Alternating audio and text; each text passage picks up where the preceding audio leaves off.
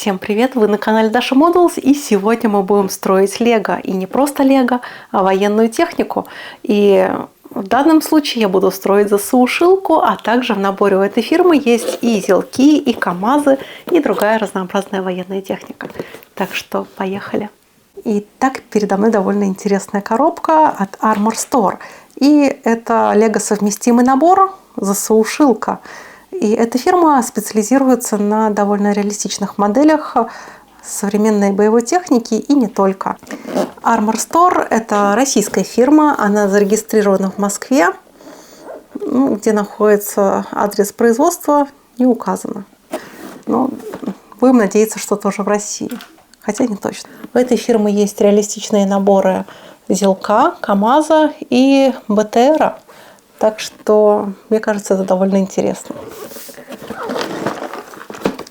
Также их можно найти на Озоне. Это официальный их магазин. И также в Вайберес. Интересно, что они продают и солдат, и транспорт.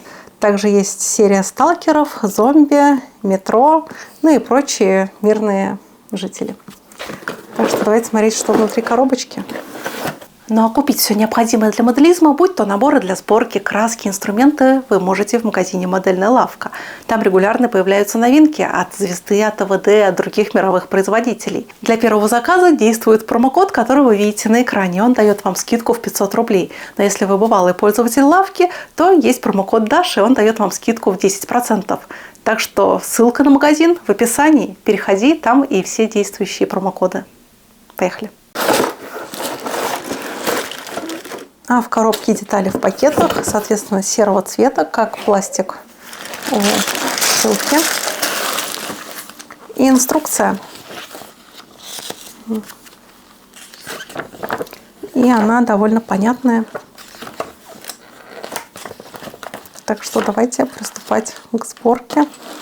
И начинать мы будем с шасси.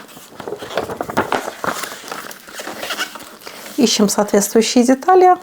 Но все как классический конструктор лего. И эта ЗСУ-шилка, она сделана в 35-м масштабе, так что, мне кажется, можно сравнить с настоящей, которая у меня есть в 35-м масштабе. Так что этот процесс довольно медитативный. Но единственная сложность, что детали все имеют один цвет, очень похожую фактуру, и они просто насыпаны в мешке. Так что первая сложность – найти подходящую деталь в большом пакете. Ну а больше моих фото и видео вне моделизма вы можете найти на моей страничке на Boosty. Там вы также сможете поддержать мою деятельность и попасть в титры к видео. Ссылочка на Boosty есть в описании к видео, так что тоже рекомендую подписаться еще и на мой Telegram. Там оперативно выходит информация о моих новых видео на канале Dasha Models и Dasha Technic. Ссылочка на Telegram есть тоже в описании. Военное лего – собирательное народное название конструкторов, совместимых с лего, но выпускаемых другими компаниями и посвященных современной исторической военной технике. В последние годы спрос на такие наборы в России заметно вырос, и это не случайная вспышка, а результат сложного переплетения экономических, культурных, медиаповеденческих и нормативных факторов. А ниже попытка системно объяснить, почему именно сейчас, именно на российском рынке, альтернативные кирпичики с военной тематики обрели массовость, как формируется их экосистема и что может ждать сегмент дальше. Любое потребительское увлечение начинается с сравнения «хочу» и «могу». Конструкторы, совместимые с лего от альтернативных производителей, часто оказываются ощутимо дешевле оригинала в пересчете на количество деталей, особенно в крупных наборах техники, такие как танки, самолеты, корабли. Разница в цене возникает из-за более коротких цепочек поставок, иных стандартов упаковки, меньших издержек на лицензирование и маркетинг, а иногда и за счет использования собственных пресс-форм и материалов другого класса. Для российского покупателя фактор цены усиливается колебаниями курса, ростом логистических затрат и сокращением реальных доходов. В этой ситуации выбор крупного набора за приемлемые деньги оказывается не просто прагматичным, но и эмоционально оправданным. Ребенок получит эффектную модель, взрослый масштабную диораму, а семейный бюджет – меньше напряжения. И в результате низкий порог входа превращает нишевый интерес в массовый. В корпоративной политике лего важное место занимает отказ от современного реалистичного оружия и военной техники. Исторические или фантазийные конфликты встречаются, но настоящие танки или штурмовики 20 и 21 века – это редкость. Это ценностный выбор бренда, обеспечивающий универсальность и семейный образ. Однако спрос на узнаваемую технику Т-34, Тигры, Су-27, Абрамсы, подводные лодки, он никуда не исчезнет. Его подхватывают альтернативные производители. Так возникает контентный вакуум, там, где оригинальные бренды не закрывают желания аудитории и формируется свободное поле.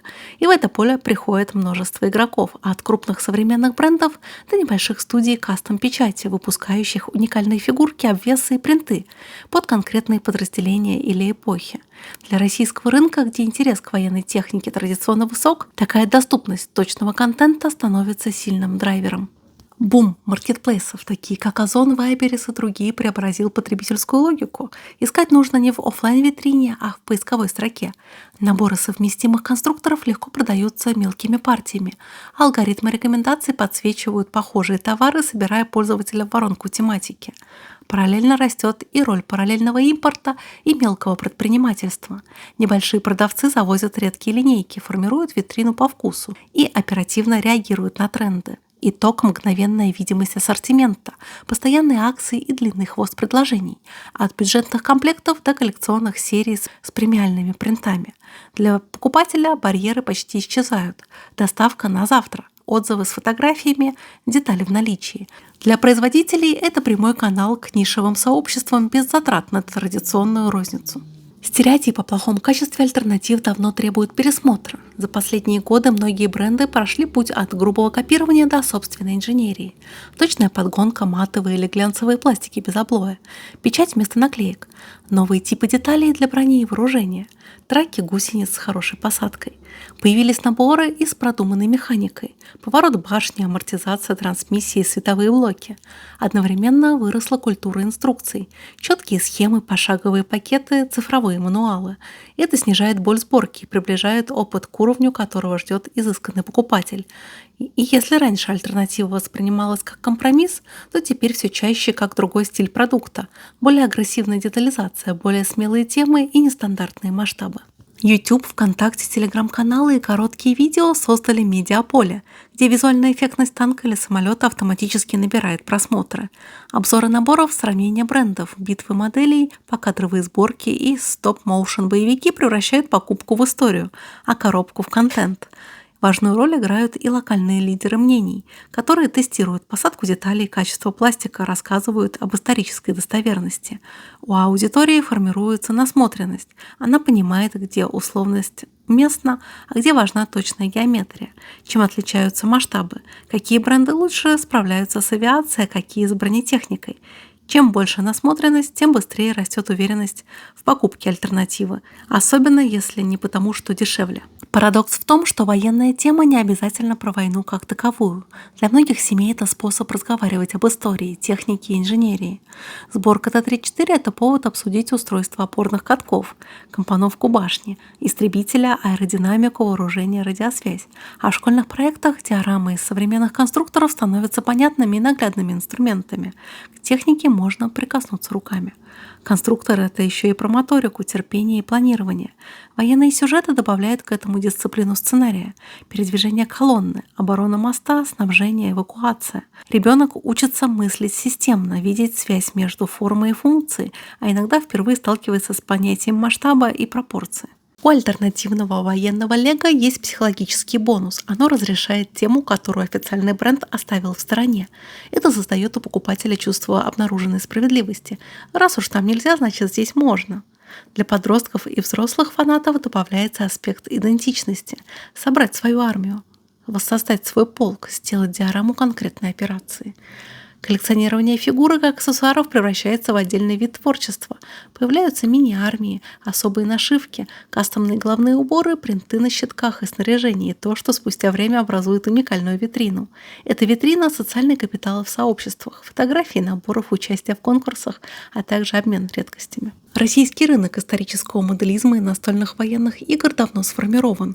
Альтернативные современные конструкторы попадают в точку пересечения этих хобби, и они позволяют быстро собрать и разобрать сцены, менять расклад сил, экспериментировать с ландшафтом. И в отличие от клеенных моделей, кирпич прощает ошибку, детали можно переиграть. Ну а для варгеймов это еще и мобильность. Армия перемещается в контейнеры, не боится тряски в рюкзаке и также легко дорабатывается на кастомных элементах. Сегмент альтернатив неизбежно сталкивается с вопросом интеллектуальной собственности и этики. Есть бренды, которые ведут собственную разработку и создают оригинальные пресс-формы, а есть те, кто копирует чужие решения. Покупатель постоянно учится различать совместимый, но самостоятельный продукт и прямую подделку, поддерживая рублем тех, кто вкладывается в качество и дизайн. Активно обсуждается и тема безопасности, соответствие материалов стандартам, отсутствие токсичных красителей и прочность деталей. И вот такая шилка у меня получилась, и здесь довольно большой сложностью вызвал ее цвет. Ведь в наборе были одни серые детали, и это осложняло сборку. И к тому же этот цвет у меня больше ассоциируется с немецкой техникой времен Второй мировой войны. Но я думаю, у современных детей таких ассоциаций нет, так как они не очень-то и в курсе, как выглядела техника в тот период. Надеюсь, это видео вам понравилось, и вы почерпнули для себя что-то новенькое и интересное. До новых встреч. Пока-пока.